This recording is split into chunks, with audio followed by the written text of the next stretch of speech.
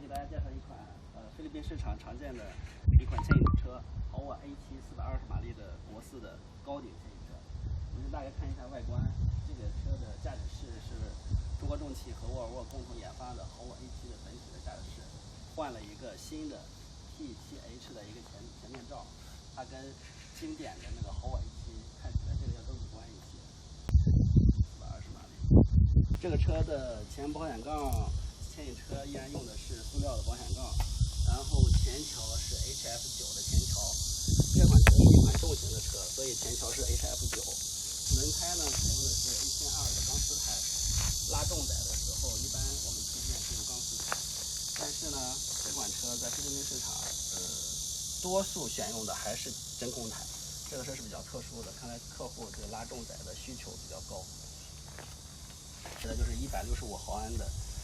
，24伏的双电瓶，单个是12伏，两个是24伏啊。然后这个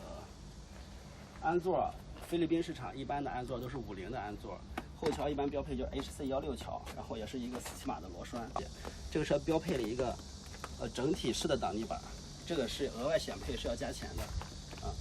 另外我们看这个车也带了一个整体式的导风罩，侧导风，包括顶置的导风也都有。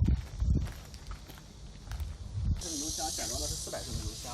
然后是一个标准的尿素罐，这也是国四的车型出口国四车型的一个标准的配置。我们看一下驾驶室里边，我们看到驾驶室里面，它的主座椅是一个气囊的座椅，看到没有？它是一个4项调节的气囊座椅。然后我们上去看一下，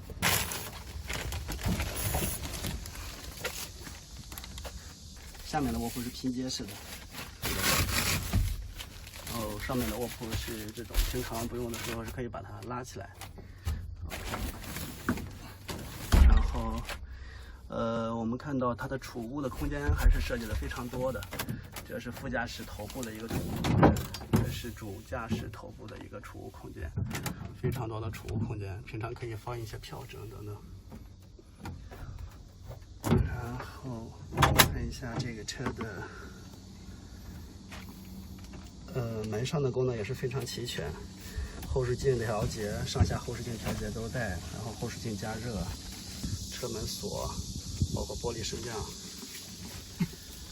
这个车的档位是一个16档，